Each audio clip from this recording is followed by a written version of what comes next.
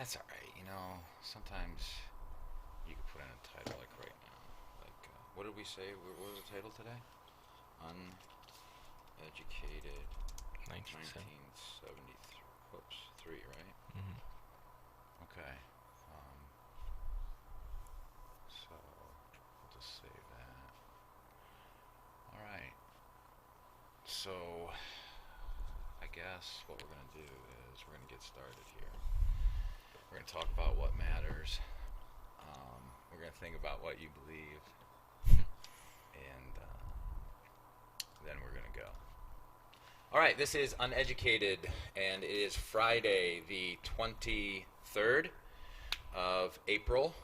That's 10 days since my beautiful wife became a certain age, which I'm not allowed to divulge what age that was. But her birthday was on the 13th, so if you haven't wished her happy birthday, don't do it now because it's late, and that would be kind of worthless, right? I guess. All right, so this is Uneducated. If you're with us and you're online, give us a heads up. If you're on YouTube, make sure that you subscribe and make sure you click the bell so that you can get all of our uploaded videos and live stuff. You'll be notified of all that. And then if you're on Facebook watching us, make sure you share and make sure you like us. If you like our video, make sure you share it and like it because that helps us to get our content out. So Brandon is with us again this Friday, and I think he's going to become more of a regular here pretty soon. We are working on turning the office into a podcast room, and it's starting to look pretty sweet. Yep. And we got some good things going on there, and that'll help with setup. It should help with sound. It should help with just the vibe. Video quality. Video quality, everything. Yeah, it should be really good. And just for a little teaser, we are thinking about not just doing a series, but actually probably for the next who knows how long, really incorporating this idea of spiritual warfare and the battle that's in the spiritual realm. And we're going to bring that into a lot of different conversations. And Matt will be back with us, so don't get freaked out. Matt's just, he's joyriding out. He's on this thing called vacation, and he actually got to go away. People like Brandon and I, who actually work for a living, We don't take vacations. we don't take vacations. Or if we do take a vacation, They're at home. Yeah, they're at home. They're a staycation, right? Yep. Matter of fact, Brandon's on vacation right now. But guess what, Matt? Even though Brandon's on vacation, he's here doing the Friday show with me. But that's only because I twisted his arm, and I told him that I would give him free tea today, lemongrass tea. So that's what he has today. All right, so today what we're going to get into is we're going to watch a video clip, and hopefully, by God's grace, this video clip, the way I have it now into our program software, you're going to be able to hear it this time. And hopefully you'll be able to hear it because there's no words on the bottom of it. So I'm going to take like about a 2-minute clip, and this is from 1973. Were you alive? No. Okay, I was one in 1973. Depending on where you're at in 1973, I was about one.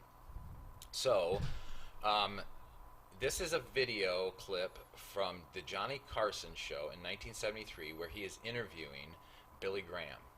And in this interview, it starts off, and you'll see that, but it starts off with this little discussion about sin, which I found really interesting. And then we're going to talk about the way that 47 years from 1973 to 2021, how that discussion has changed or how it stayed the same, what it looks like today, and what we need to do to reach a generation that is really drowning in sin and they don't even see it for themselves. Yep.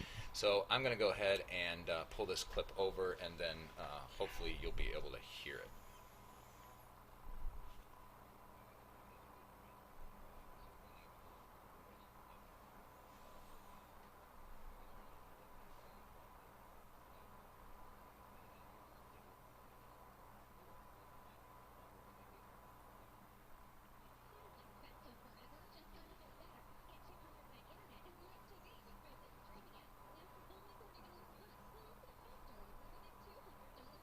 What's it doing?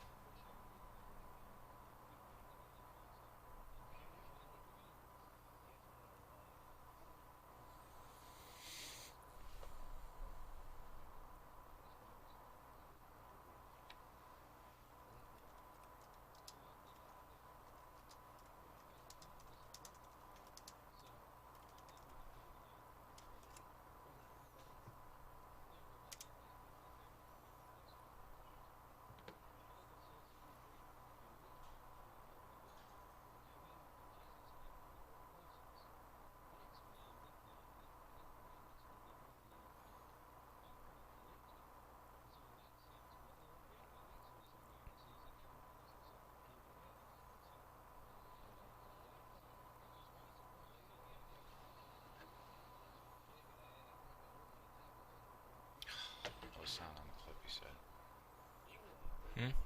No sound on the clip.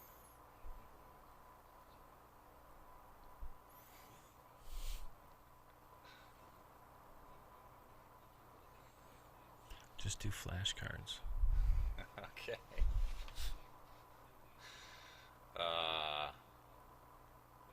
Well, I just gotta upload that there is no sound on the clip again. So, you know what? Let me back it up. I think I might see. It looks like I might have to hit these. I thought it would just automatically go. I'll tell you what. We're gonna play around with just for a quick second, and then we'll get back to you. Okay? So I'm gonna pull this over, and once I pull it over, see how the audio is green. So it should have audio. So I don't understand why the audio is not there. And we're getting audio here, and it shows that audio is coming through. Put this earpiece on here. What's that? You could. We actually could. But I don't know if it would work. So we're going to cut back. All right, so here's what we're going to do. This is really interesting, and so you could probably go to the clip yourself. But it's frustrating when you try to do this, and man, I'm almost positive, because I did the research. I always do the research, and I'm always positive about stuff, and then I can't figure it out. So here's the gig. Let me just go back here and see if maybe It's gonna circle back. yeah, I'm gonna circle back on that. Okay. So here's the deal. I don't think it would work if we put it through there, the volume. You think it would? Maybe. If I crank it up. I think it would be really low. We could try it. But then it's, you know what, though? The video is going to go through, and then the audio is not going to be. Yeah. All this will be fixed soon. Yeah. Let me just try one more thing. And that's if I can get out of here, and then I'm going to try this. We're gonna circle back. We're going to circle back. If I could watch this. This is real professionalism here. This is one of the reasons why we are going to have a studio. But I don't think this should matter. It really shouldn't, but I'm going to try it just in case. And see if it matters. Alright, so here we go. Again, this is showing my agility and why we need a studio to do stuff, because we just don't have the room here. So, alright. So I'm going to play this again real quick, and then those of you who are on YouTube, Carol and Maverick Wheels, just let me know if you get volume right away, and then if you do, then I think we're good to go. And then I'll back it up and play it if you get volume on that. So we're getting volume on our side. We are.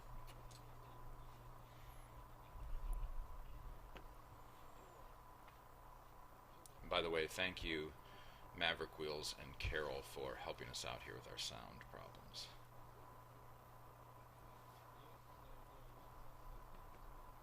And it's always delayed a little bit, so if we pull that in,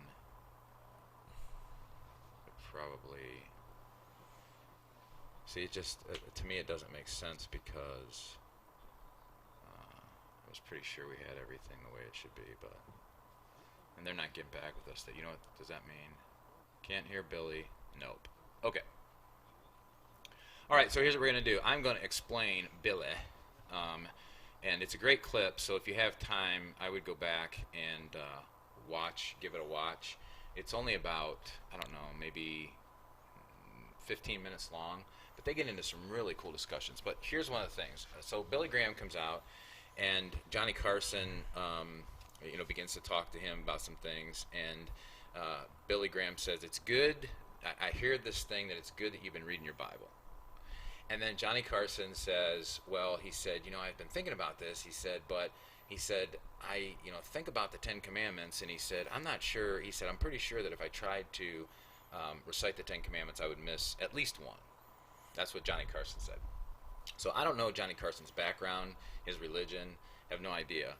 But Johnny Carson, of course, admits that he doesn't know the Ten Commandments very well and he might miss one. And then Billy Graham says this. He says, I'm pretty sure if we walk through them, we could get them all because everybody has broken all of the commandments.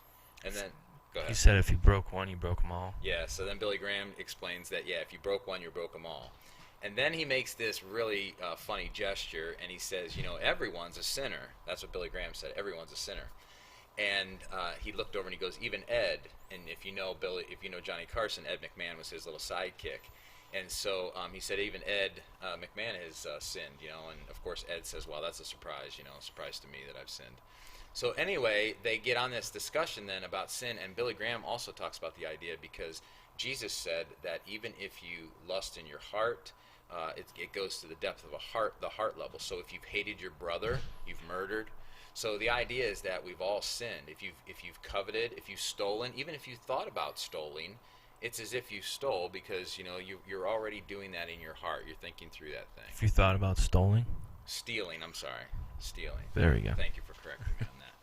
So I wanted to talk a little bit about because that was 1973, and in 1973, I was one. Brandon wasn't alive yet, and I don't think that was really taboo. However, you can see when you're watching the video, you could clearly see that Johnny Carson and Ed McMahon were a little uncomfortable with the discussion of sin.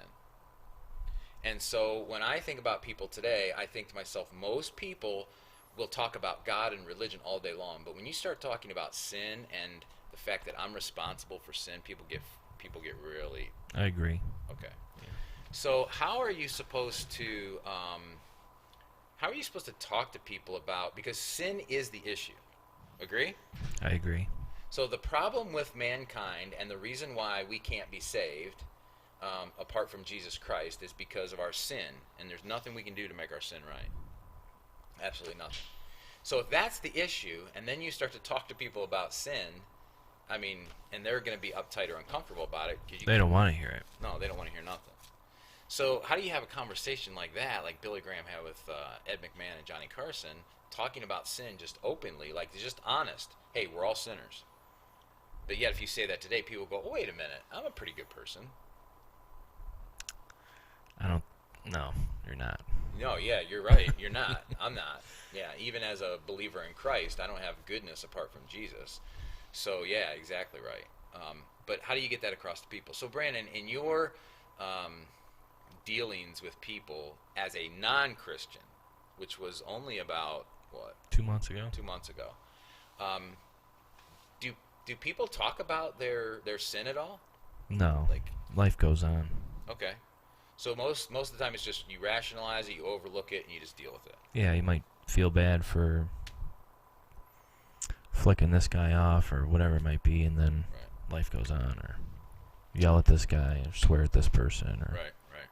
And you might even feel, like, how do I say this? You might feel a little bit like bad, like you hurt someone or you did something wrong, but you figure out a way to kind of rationalize it. And yeah. It was their fault, or it's their fault. They were idiots. Okay. Yep. All right. So that's not a whole lot different than people inside the church either, believe it or not, because there's a lot of people inside the church that don't want to recognize their sin. They want to cover it up and try to look the part. That's what the word hypocrite means. It means to wear a mask. Right. So a lot of people in the church will wear masks on Sunday and when they're around other people, but yet they got these hidden sins, these compartments of sin in their life that they're dealing with, and they don't want anybody to know about. And to be honest, they don't want anybody to take it from them. Like, they don't want anybody to deal with it. You want to get all that crap out of you.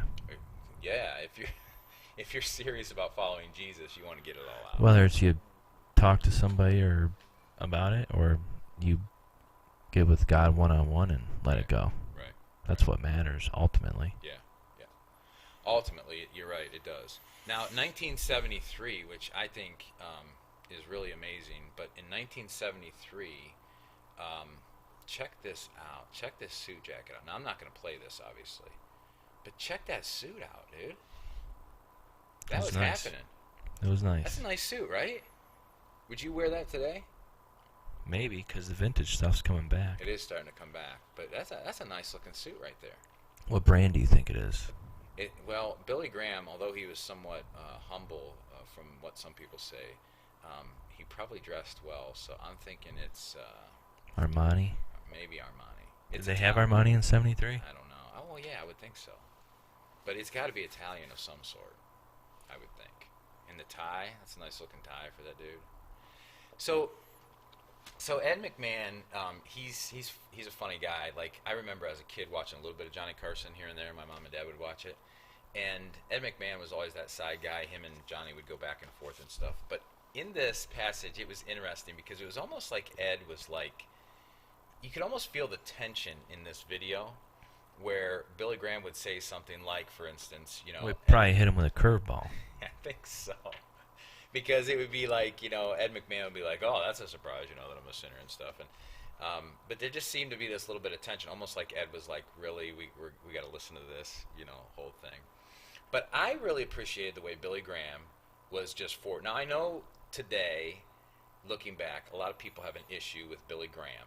And the reason they have issue or take issue with Billy Graham is because he tried to bring a lot of faiths together for the sake of the gospel. And sometimes that meant dealing with denominations or religious organizations that some people might believe that they're not Christian at all, or that they believe stuff that's not good or not right, and so he was trying to pull people together, and some people were against that.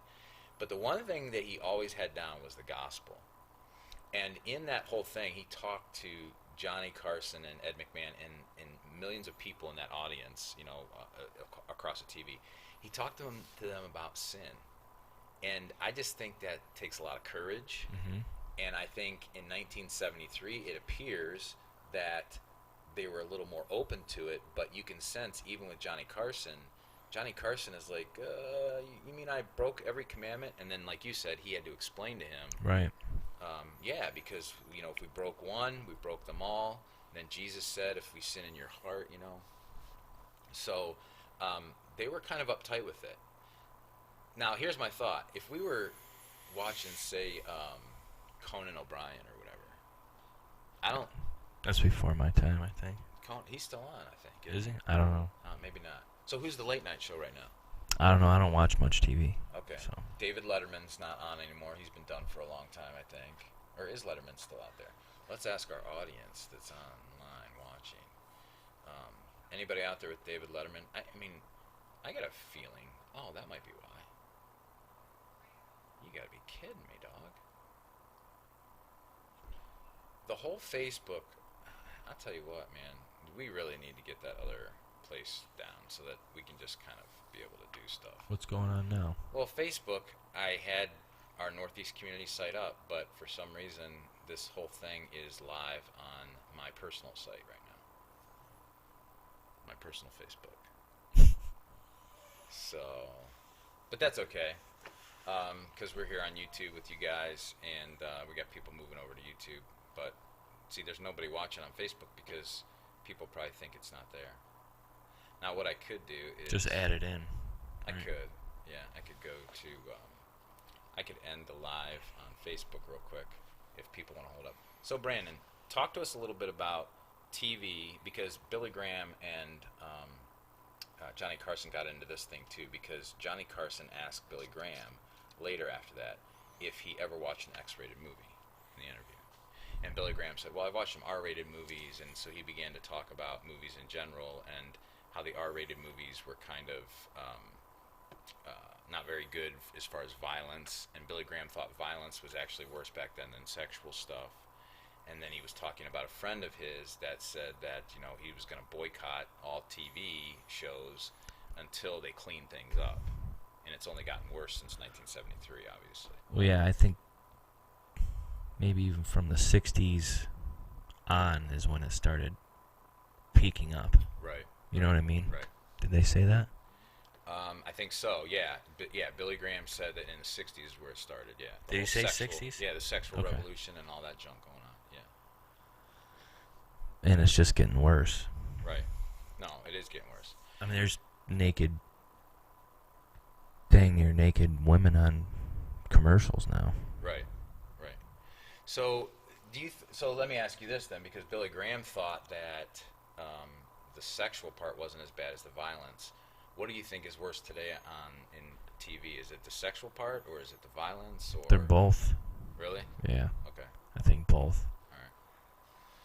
All right. So then we are living in a world that has just pretty much gone mad as far as the TV's gone. They've said, hey, we've got an open line to everybody's living room, and we're gonna go after it with everything that's in it, right? Yeah, it's just, I think it's gotten way worse, even from when I was a kid. Okay. You know? So let's go back there then, because you were a kid in what, the 80s? No, early 90s. You were a kid in the early 90s. Yeah. So I'm graduating in 91, and you're a kid. Yep. All right, that's fine. Be that way. But so you're a kid in the 90s. So let's talk about this. What's going on in the 90s as far as TV? Jean-Claude Van Damme, right? Yeah, I mean, there was that stuff, but I think like the blood and gore now, and the sexual stuff is just, I mean, watch the football games, you know, Okay. the halftime shows, and Yeah, right. So the halftime shows they cleaned them up every once in a while after the Jackson girls' shirt came off, right? They cleaned them up for a little bit, but they're kind of getting back to right. the same way they were before, right? I agree. All right. So then, what about last year's Super Bowl? I didn't even watch it. No. No. Okay. Who was on there? Some dude that's like a rapper. I wouldn't even be able to remember his name, but it was kind of strange, to be honest. What was going on with the whole setup and everything, and the lights and the people in the background, and it was just kind of a mess. But. Yeah, I think a lot of the stuff we watch now, there's almost like, it's almost like demonic ritual in there. Yeah, that's what it felt like. Yeah, this Yeah, and then last even a lot year, of the TV shows, and you really don't know what you're watching and inviting into your home. Right. If that makes sense. No, it does make sense. Now, as I'm talking here, just so everybody knows, I'm trying to go back and forth because I'm trying to get our our Facebook stream up and running, because our Facebook stream, for whatever reason,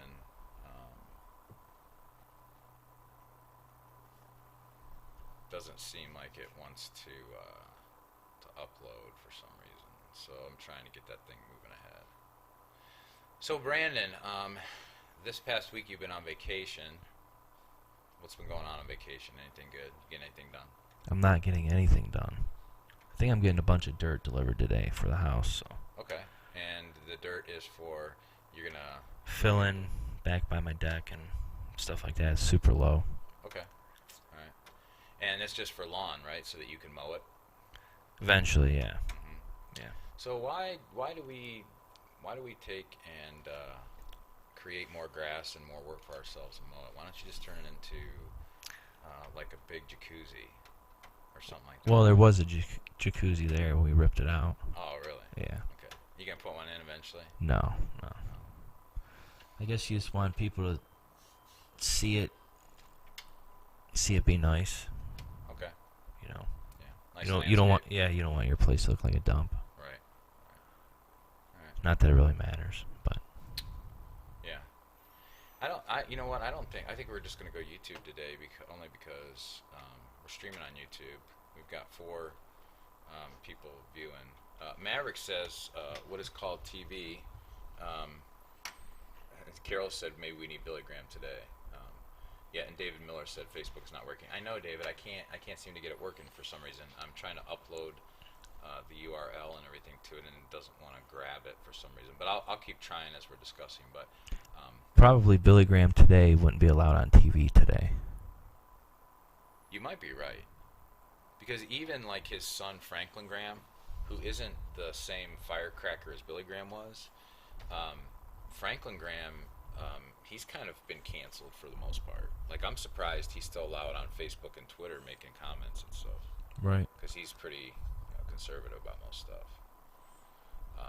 Now, Maverick Wheels, which is Mr. Wilson, I believe, if it's okay if I say that, he says what is called TV programs today, I can't stand it. It's so perverse, evil, sexual content, lack of anything Christ-like, the worship of self. My honest opinion. That's my honest opinion. Well, it's a good opinion because that's what it is. It's a mess. That's for sure. That's definitely for sure. So let me ask some of you folk out there that maybe were in the Johnny Carson era or whatever, or maybe even back a little further than that. Carol says, true, Billy would not be allowed to rent those huge stadiums. Yeah, I think you're right, Carol. So let me ask you, Carol, and Maverick Wheels, and maybe David on here. I'm going to keep trying to get Facebook up. But from then to now, what has caused such a divide between the moral standard of God's Word and what we see today on TV? And Brandon, you can talk to this, what we see on TV and what we see in the world today. What's the divide? Did the church fail? Is there something else going on? What is it? I think bottom line is that they know Christianity is right, and they're trying to put a divide there. Okay. You know what I mean? Yeah. All right. Something's going on. I mean, the world wouldn't be going to hell like this for probably no reason, right? Right. Yeah, I agree. I like to, even though some people would, kind of, I guess, push back on this, I still come back to the fact that I believe that if you go back to Deuteronomy chapter 32, you go back to Genesis chapter 11, and this is some of Michael Heiser's stuff, but it's not all his stuff. I mean, he even says himself he doesn't have an original idea, but he's done a lot of research. But if you go back to Deuteronomy 32, you see that God put lesser gods over the nations, and then he kept Israel as his portion, or his people, Jacob as his portion. And so there are demonic influences over every national government, every leader in government, and there are these entities over them. Now, that doesn't mean that necessarily everybody has to be bad, but there are these demonic influences that are pushing for the destruction of God's creation. Yeah, they're using everything of this world to pollute young minds and old minds now. Right. Is what I think. No, I agree. And it's weird once you get into our religion, you can see how much they suppress it. Okay. Talk a little more about that. What do you mean suppress it? Like you don't see a lot of stuff with church, or there's not a lot of talk about it on TV either. I mean, a little bit, but okay. You're not getting $1 million or $1 billion TV series. You know what I mean? Like Game of Thrones or something. I think they've spent $1 billion or something on it so far. What? Yeah. $1 billion on Game of Thrones. $1 billion, yeah. Wow. It might be more, but I'm just saying, if you had all that good technology like Game of Thrones, you could probably reach a lot more people because the quality of the video and the sound and the digital stuff is all there. Okay. But do it in a Christian way, maybe. Okay. So you really. But they're not going to let you have that. Okay. Because they don't want you to reach people. All right. So that's kind of what I was going to get at here in just a second, and that was, so you think that by putting out a quality product, people are gonna be more apt to listen to the fact that they're sinners and that they need God? I think. Is anyone still listening to tapes in their car? Probably not. Probably not. No. Okay, I see what you're saying. You're gonna listen to a high quality CD or your digital AM/FM satellite radio? That's a good point. You know what I mean? Yeah. No, that's a really good point. I wonder what. Let me go back to YouTube. I can't. This is the fourth time I've tried to upload to Facebook now, and it's just not letting me touch it for some reason. So I'll keep trying, Facebook fans. Every time I come on here, it's like it's got problems. I know. What's going on? You have some kind of I got weird vibe going on with you or something? I got think demonic entities attached to me. No. Well, you may have some wanting to suppress you or something like that. Yeah. You don't have. You're in Christ now, and Christ is the one that keeps you, so you're good. True that. Not to mention, when they come around, we just say, in the name of Christ, you're out of here. So let me read some of these thoughts here from David. And so David says, increased darkness is because the light of the church has been growing dimmer and dimmer. He says, for decades, the church has been taking on the appearance of the world, materialism, divorce, etc. I think he's on the money. He's on the money, but it's also what interests you. You know what I mean? So I'll tell you what interests me. No, I know what you're saying. You know what I mean? Like, yeah. The soul becomes dyed by the color of its thoughts. Okay, who said that? I don't know. Somebody said that though. Okay, the soul becomes dyed by the color of its thoughts. That's good. I've never heard that before, but that's good. Yeah, somebody said that. Someone wants to look that up. Yeah. Someone said that. I forget who it was. Somebody should look that up. Because we can, obviously, because we have no idea what we're doing right now. Yeah, I could probably look it up real quick. Okay, and I think David, what you said is right on the money, because the church has wavered. Not so much, like, I think people say, oh, the church has to get back to hardcore preaching, you know. And I don't think we should ever waver on grace. I think grace is important. I've learned over the years that grace is an essential in the Christian faith. But with grace, we need to proclaim the truth, and the church has not proclaimed the truth for a long time. So I think it's really important. Carol says churches failed, I think, by letting a little leaven of the sin in and no accountability. I would agree with that too, Carol. And I've been guilty of that myself, in the sense that I've always struggled with, as a pastor, if you felt like you had to be the sin police and point out everybody's sin. I don't know how you say Marcus Aurelius.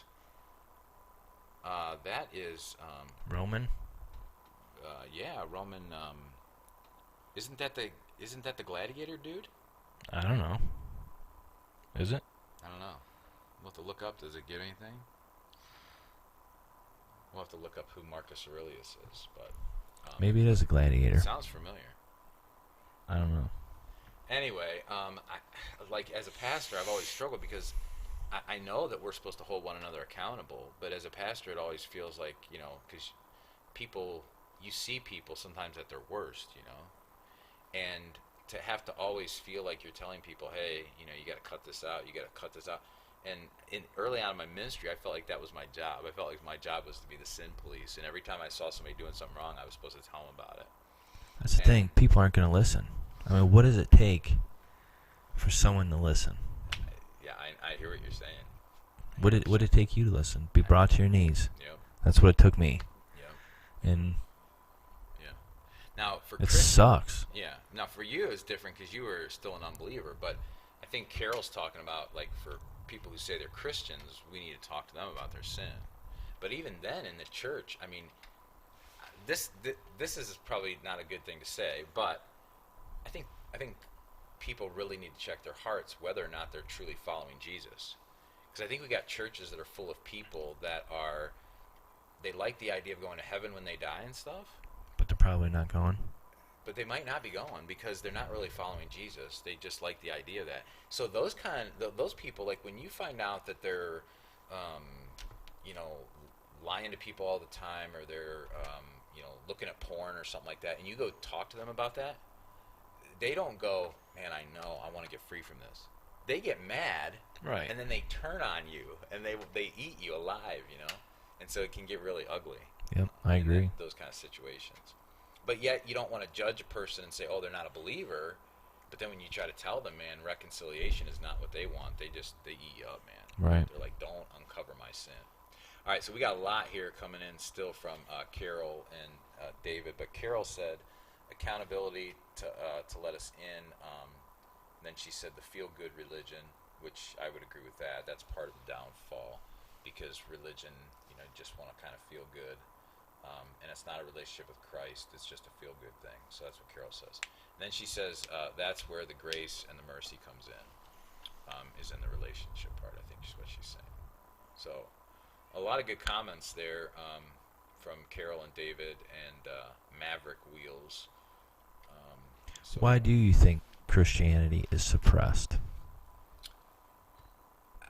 I think Jesus said it best. He said, we are living in a world where the prince of this world has been allowed for a season to be in control. And Jesus said... How long is the season? We don't know. Probably until he returns now. But Jesus also talks about the idea that we're to live in the world and not be of the world. It does say season, though? Well, it says prince of this age, or this An realm. age, Yeah, okay. Let me just look it up. I wonder what that, if we could look back, circle back, Yeah, and see what, circle back. how long an age is or a season is in those times. You know what I mean? He might have said the prince of this world. Actually, you know what it is? It's world. John 12:31. Now is the time for judgment on this world. Now the prince of this world will be driven out. New American Standard says, now judgment is upon this world. Now the ruler of this world will be cast out. Which that's interesting. Let's go back and look at that. I wonder if we can go back and look at that. Because John 12, that's where Jesus is, right before Passover, he's being anointed. What was the reference? It was 12:31. So that's interesting, because he was talking about the prince of this world being driven out, because at his crucifixion, at Jesus' crucifixion, he was getting ready, I think, to fulfill what John wrote about in Revelation chapter 12. And in Revelation chapter 12, it talks about there was a battle in heaven between Michael the archangel and Satan. And there was no room any longer in heaven for Satan. And so Satan was cast down to the earth. And that appears to be in discussion between Jesus' birth in the beginning of chapter 12 of Revelation, and then towards the end, which I think is reaching his crucifixion. So at Jesus' crucifixion, when he says it is finished, I think not only was the debt paid in full, meaning he shed his blood for all of sin, but I think at that point in time, that's when that battle was happening in Revelation 12, where Michael the archangel had literally kicked Satan out of heaven because there was no room for it anymore. But where was he cast? He was cast down to the earth. So now he would be on the earth for a season or an age, and that's where I'm thinking that's in Revelation, where he'll be cast down and he'll be given a short time because he knows his time is short. Right. Now here's the thing. What's in the realm of eternity, what is short? Right now it's been about 2,000 years since Jesus died. So, he's been roaming the earth and he's been doing his deeds here on earth now. Since the crucifixion. That's a long time. It is a long time, yeah. But it might be shorter in heavenly time. I don't know. You're probably right. It's probably like a blink of an eye in heavenly time. Could be. Because Peter tells us that to God, a day is like 1,000 years, and 1,000 years like a day. Right. So to God, it looks different. All right. Well, we're on just YouTube today. Facebook people will upload this video to Facebook when we're all done. I'll just transfer it over for Facebook people, and I apologize for that. But real quick, just a shout out for a couple people. We just want to show you here. Mac Plumbing is a company out of Cleveland. They used to be North Randall. North Randall, okay. And actually, that's where Brandon works, and they can do plumbing work, either on your residence or your business.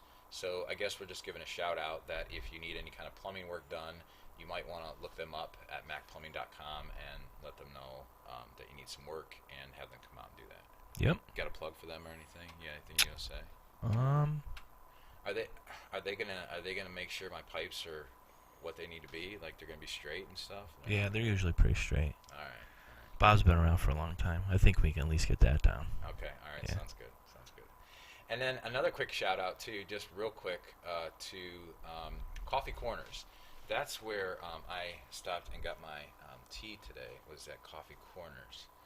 And I usually go in there with some people and we hang out and stuff. But if you haven't been to Coffee Corners, Sue and Jerry are really cool, and they do a great job there. And most of their pastries and stuff are in-house. I want to say all of their pastries are in-house made, but there might be one or two things that they bring in. But for the most stuff, they make everything there, and they do a really bang-up job. I haven't been there. Maybe once or twice, maybe. You'll have to go sometime. But yeah, so if you're out in the area in Burton, right there on the square, they're right there. So we just wanted to, and you can look them up on coffeecorners.com. So we don't get any money for doing that, not one lick of cent. We just did that because we want to promote people in the area. We want to serve people in the area.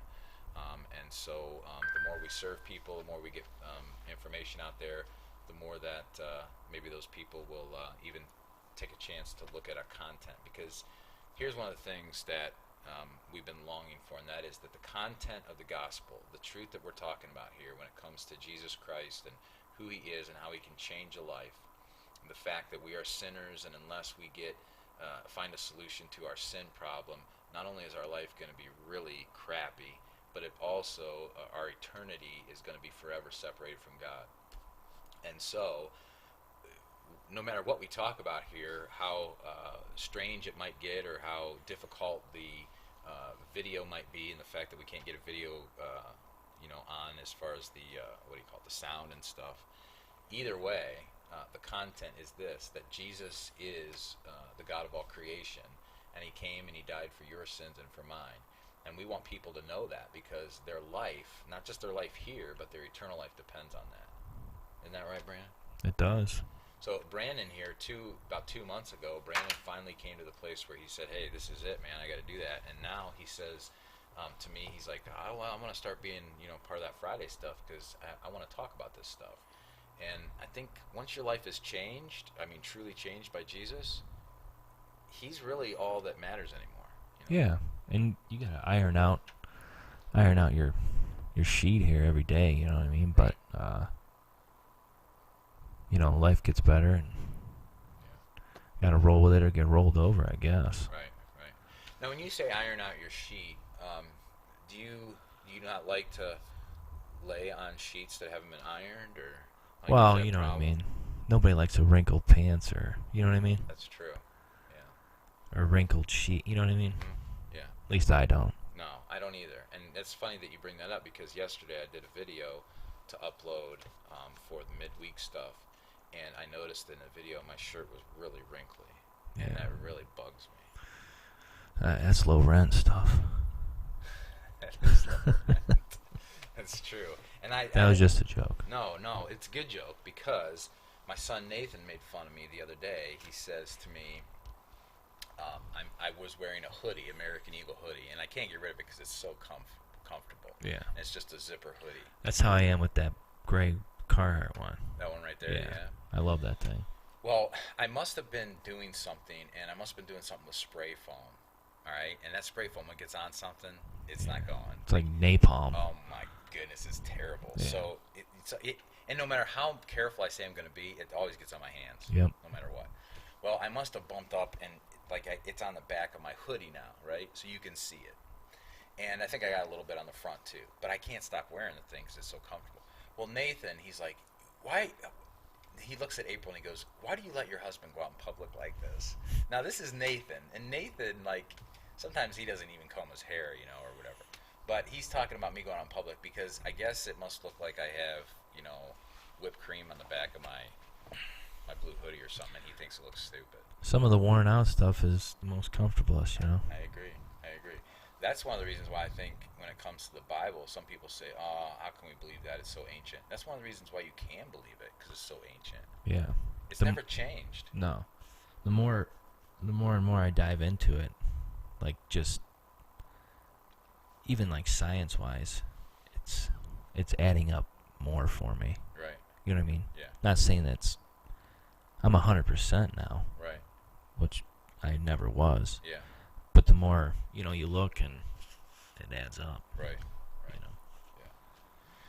Yeah. No, the first time I remember reading the Bible, I was like a kid, and I think I went to an old church revival meeting with my mom and dad, and the guy was talking about hell, and I was scared to death. So I went up and I went to the altar and I said, "Jesus, forgive me of my sins," and I came home and my mom and dad were like, "Well, you're gonna have to start reading the Bible, and you can't be doing this anymore, and you can't be doing that anymore, and you got to stop doing this." And I was like, Right. "I'm 12 years old. I have no idea what I'm doing." Right.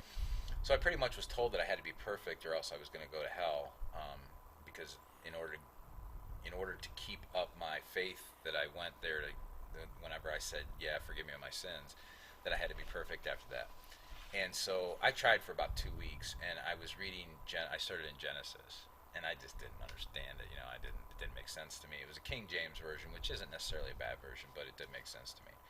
And so about 2 weeks later, I remember just struggling on the bus, lusting after girls and stuff, as a 12-year-old. And I remember looking out the window of the bus, and I just got on the bus from my house, and I remember looking out the window, looking back at my house, and going, "I can't do this." As 12-year-old. Can't do what? I can't be good like this. I can't do what Jesus called me to do. So then I just gave up, and from age 12 until my dad died, and I was about 22 or 23, man, I just cut loose, man, and said, "I'm just gonna go in." But I always had this strong feeling in me that everything I was doing was wrong. Right. But I just pushed past it. Yep. And it was terrible because you'd always feel that pressure. Right. But then you'd work past it and figure out how to rationalize it. Figure it out. I think most people spend their whole lives in darkness. Yeah. Yeah. Or at least I spent Right. probably half of mine or whatever I'm gonna be. Right. Right. 32 years. Right. That's why I think what Billy Graham said, and if we go back to the beginning of the video, I think what Billy Graham said is really important, how he said it. And that is this. He said, we're all sinners. We've all broken every commandment. You see, too many times people look at someone and they go, "You're a sinner," or "You've done that," or and they point the finger. And so easily we can forget that we were just as bad, or we still have our own struggles that Right. we need to deal with. And so the church has done a really, really good job at making other people feel horrible while they sit on this kind of high pedestal thinking that they're better. And that's not good. No, it's not. So that's one of the cool things that I think Billy Graham did. And I mean, nothing against my mom and dad, because that's how they were taught and raised. But when they told me that I had to be perfect like that, and I realized I couldn't do it, the first time that I remember, my dad had died. It was about a year later. I decided I needed Jesus desperately, so I just prayed to him, and then I started reading the book of Matthew, and it started making sense to me, at least to a degree. And then I started meeting with the pastor. But man, I was falling short right and left, man.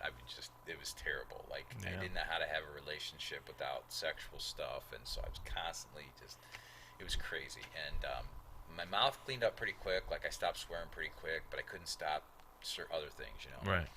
And so I really struggled, because I'm like, well, why am I doing this then if I can't be perfect, And I had this lady, her name was Mrs. Kuhn, and she was the wife of a pastor that used to go to a little church that my mom and dad took us to. And before I left for Bible college, she said something to me that I think has always resonated in my heart, and I think it's always helped me to keep moving on. And she said this. I was working at the post house in Parkman, and she walks into the restaurant and must have asked the waitress, "Is Brian there?" And they said, "Yeah." And so I came out and I saw her, and she must have been in her 80s, but she was just a beautiful lady, And she was talking to me and saying how sorry she was for some different things that had happened or whatever, like things that were going on in my life, and she just felt bad, that happened or whatever. And then she looked at me and she said, listen, she said, wherever you go, whatever you do, she said, anytime you fall down, she said, get up and face the cross. And I've never forgotten that. Yeah.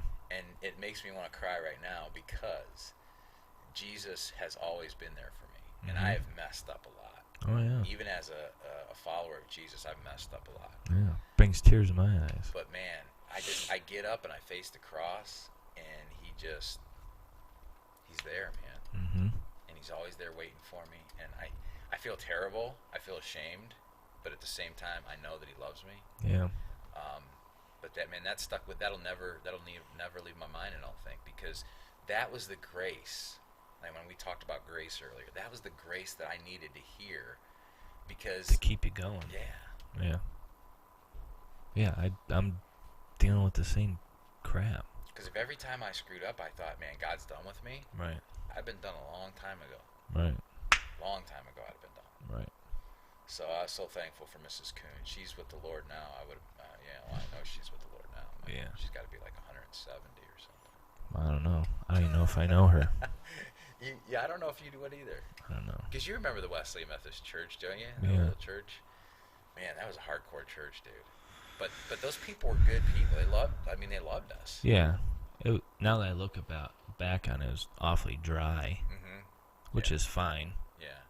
Some people like dryness. Yeah. Well, we were like the only sinners that went to that church. There were like 10 people that went to that church. Yeah. And we would always sit in the back row on Sundays because my mom and dad that's what we did. We always went to church on Sunday. We sit in the back row, and we were the only sinners. And everybody in there knew it, but they loved us. They just kept loving us, and we weren't members of the church. Is that still going? Is that church still there? It's called the Sanctuary now. It's over by is it Dollar General? Yeah. That's where I thought it was. Yeah. Across from Arby's. Yeah. Yeah, so it's called the Sanctuary now. I don't know exactly what the church is or like what. I think that's a non-denominational. I don't think it's like a denomination or anything. But Maverick Wheels says Revelation 18. Revelation 18:4. And I heard another voice from heaven saying, "Come out of her, my people, that ye be not partakers of her sins, and that ye receive not of her plagues." That's the. I wonder if that's the church of. Is that talking about the church of Laodicea? That would have been in chapter 4, maybe. I'm not saying you're wrong, Maverick Wheels. I'm just trying to think of where that reference is coming from, because it says Revelation 18-4, but and maybe I just want to look it up real quick. But I think I get the vibe of what you're throwing out here, and that is that right now our world is living among a plague, not just a plague of upper respiratory infection, but plagues of all kinds. Venereal diseases are at a high, and suicides at a high rate, but we are just plagued with a lot of stuff, and we really as a church need to come out and declare righteousness and purity of heart. But did you find 18? Revelation 18:4? I did not even look it up. No. Oh no, it is 18:4. Okay, so that dash was not. That dash was like. Okay, so I heard another voice from heaven saying, "Come out of her." Yeah, and this is Babylon. So this is in chapter 18 about the whore Babylon who has fallen, and this would be, of course, at the judgment of Christ. So after these things, I saw another angel coming down from heaven, having great authority, and the earth was illumined with his glory. And he cried out with a mighty voice, saying, "Fallen, fallen is Babylon the Great. She has become a dwelling place of demons, and a prison of every unclean spirit, and a prison of every unclean and hateful bird. For all the nations have drunk of the wine of the passion of her immorality, and the kings of the earth have committed acts of immorality with her. And the merchants of the earth have become rich by the wealth of her sensuality." And then it says, this quote, "I heard another voice from heaven saying, 'Come out of her, my people, so that you will not participate in her sins and receive of her plagues. For her sins have piled up as high as heaven, and God has remembered her iniquities.'" I think he's exactly right. I think right now is the time where the church, God's people, need to come out of this world and make it very clear that we are not a part of whatever's going on. Because, I mean, it's clear that this is demonic, what's going on in the world today. It's been. Who's gonna stand up on whatever and say that, you know? I'll stand up right now and say it. It's all demonic. Right. He says, fallen is Babylon the Great. She has become a dwelling place of demons and a prison of every unclean spirit, and the prison of every unclean and hateful bird. For all the nations have drunk of the wine of the passion of her immorality. The United States was the last nation on earth to be what was supposedly called a Christian nation. And back about 8 or 9 years ago, I think it was in a speech in Egypt, Barack Obama himself declared that the United States was no longer a Christian nation. What nation is it?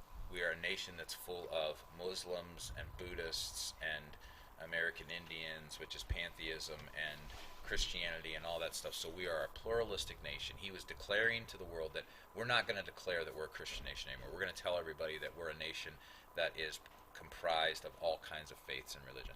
It sounded really politically correct and it sounded really good. But it was a declaration, I think, from the spiritual realm saying that, listen, maybe the last stronghold for Christianity is gone. Yeah. And I don't know if Babylon, some people think Babylon is China. Some people think Babylon is the United States. I don't know enough about it to comment. I mean, think about it. Who's getting drunk on the wealth of... So it says here that the merchants of the earth have become rich by the wealth of her sensuality. And it says here, all the nations have drunk of the wine of the passion of her immorality, and the kings of the earth have committed acts of immorality with her. I mean, to me, that sounds like nations are doing business with this particular nation, and it's driving them further and further from any kind of morality at all. And that's where we're at today. We live in a world where morality is whatever you want it to be. You just pick it. Whatever you want it to be moral, you can. If you want to be transgender, you can be transgender, and that's moral, and God has to accept that. You want to be an adulterer, well, you know what? God has to accept that. I'm still a good person. So what if I cheat on my wife or my husband? I'm still a good person. So today, morality is out the window. There is no morality. Maverick Wheel says, this is correct. All you are discussing are symptoms of the problem. Once you are a child of Christ, you are in the world, but not of the world. The world in Christ has to be paramount. The word, right? Yeah, the word in Christ has to be paramount. Proclaim boldly. Yeah, we have to. I mean, and, you know, that's one of the things, Brandon, I've noticed, like, with you, just in 2 months, that your heart for wanting not only to know Jesus, but to tell others. Like, are we allowed to mention that one person we were talking about the other day that might come on? Sure. So, like, your cousin, right? Is that your cousin? Yeah. Your cousin Cole. You were having. So tell us about a discussion with him that you were having. Well, I basically told him what was going on in my life, and he mentioned that he saw, like, change in me. He knew something was up, and he says I seem a lot calmer and whatnot, and you know, I explained to him, like I said, what brought me to my knees, you know what I mean, and whether he thought I was crazy or not is a whole nother story, right, which I don't really care. Right. But that's ultimately what it took for me to get where I need to go, right, which is fine. And I'm still going through my spiritual warfare, right, which is fine. It right. Sucks, right, but I'm learning how to, me and God are learning how to fight that. Right, right. If that makes sense. But what else were you asking? Sorry, I was kind of... Well, I just wanted you to tell us kind of a little bit about Cole and your discussion with him, because he said he might come on sometime, right? Yeah, he'd like to come on and possibly talk about a few things, you know, and I think it would be good, you know. It would be good, and I think that's one of the things I'm excited about for our podcast, and that is that I was talking to last Friday. I got into a discussion with an old high school friend and 2 other people from the coffee shop at Coffee Corners. And we got into a discussion about the Bible and some different things. And I thought to myself, I'll bet you they would if I just asked them.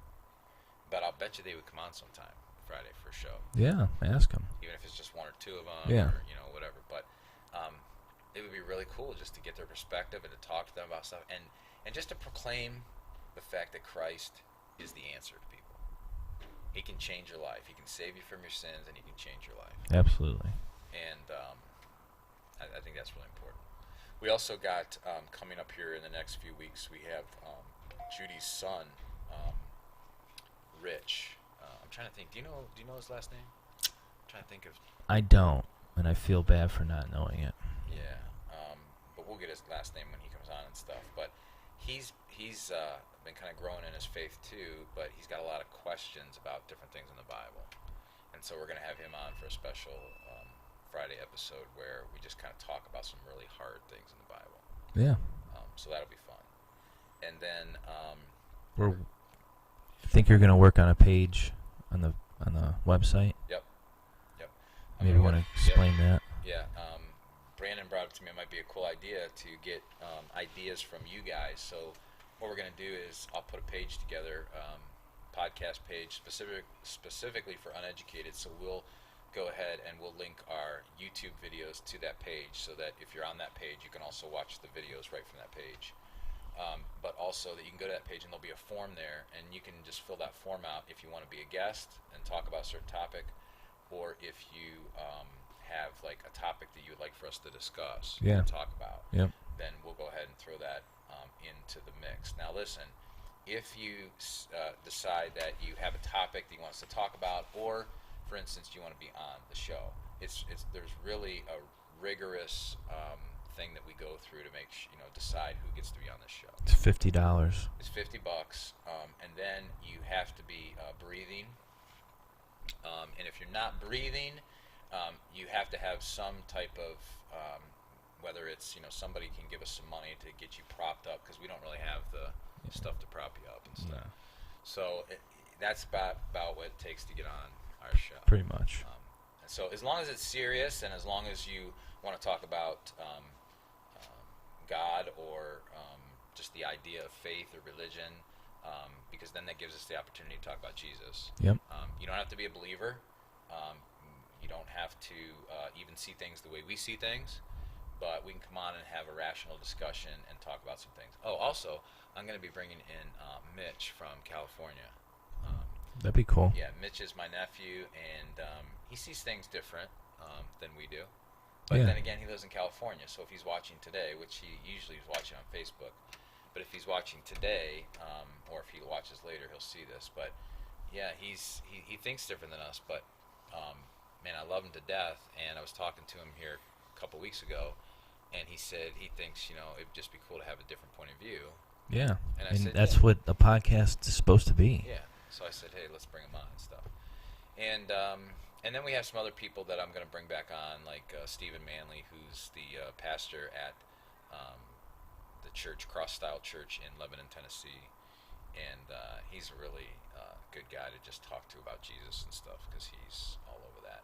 And then we're going to bring on our district superintendent again, Wendell Brown. He's going to come back.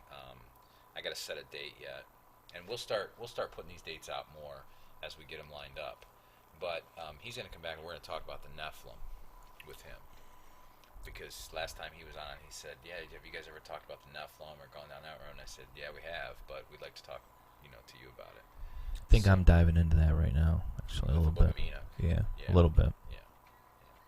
And you'll find that to be, the Book of Enoch is a really good companion to like Genesis, 1st and 2nd Peter, the Book of Jude, and some other texts throughout the scriptures. You'll find that the Book of Enoch starts to fill in some holes. It's kind of disappointing they didn't put the book in the Bible.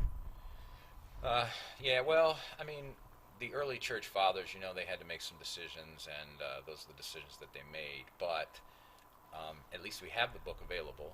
True. And at least now, some people in the church, because I think, to be honest, like pastors or churches, they try to protect people. They're like, oh, you shouldn't read that because it might lead you astray, or it might tell you this or whatever. And to a degree, I've always kind of thought that way, but at the same time, I'm like, listen, all you got to do is turn on the news, and that'll lead you astray. Right. So I'd rather see people, you know. Enoch wasn't a bad person, right? No, it's not. No, it's not bad. And I don't. I mean, I don't know. It's not. It's definitely not inspired. Like, I don't believe it to be necessarily inspired, and most scholars don't believe the Book of Enoch to be inspired by God. But it is, especially if it is the Book of Enoch, and Peter tells us there is a book called Enoch, and if it is pretty legit as far as all the stuff that's in there, and you know, it hasn't been altered and all that kind of stuff, it fills in a lot of gaps. Yeah, it's interesting. Yeah, and it tells you a lot about the spiritual world. Yeah. Which is frightening. Right. And that's the other thing we're going to talk a lot about here in the coming months, is we're going to start talking about the spiritual world, which will get us back into UFO phenomenon and stuff like that eventually too. We'll be talking about some of that. And did you just hear on the news, I think Tucker Carlson did a spot and Fox News did a spot, I don't know who else did anything, but of the Navy ship that spotted these triangular objects. They caught them on radar and all that stuff. I didn't see that, no. Yeah, they divulged that it definitely was a unidentified flying object, although they don't call them that anymore. I can't remember the letters that they use to describe them now, but yeah, the government is definitely saying that somebody has technology out there that we don't have, which is strange because Trump just started that whole Space Force thing when he was in office. Yeah. And you know, why do you start a Space Force if there's nothing out there? I don't know. I don't know either. So, yeah. All right. Well, it is past 11 o'clock, and so again, if you're watching this at a later time and you were on Facebook, we're sorry that we didn't get back to you. And you know, again, our audio and stuff didn't work, but hopefully, if we try to do a video, we'll get that running. I'll do some test runs like throughout the week or something to try and figure out how that's going to work, so that we make sure it works from now on. But obviously there was something. There was a button that needed pushed, or there was something that needed done. Something. And we didn't do it. So also, just want to throw a thing out there too, that if anytime you're on Facebook or YouTube and you're watching this and you have a thought or whatever, and you don't feel like you know, just throwing it up because maybe you don't want someone to see it or whatever, you could always message us through our Facebook page or whatever, and we can try to get back to you as quick as we can. And then you can also go to our website at anycommunity.org, and you can email us from there too, which is more of a private way to email us if you want to do it that way. Mm-hmm. So, all right. So I think being that we have wasted an hour, no, we haven't wasted an hour. It's been good discussion. So that we've taken an hour of our time, we're going to get out of here today. So you guys have a great weekend, and I think maybe I'm going to rip out a surround in a tub.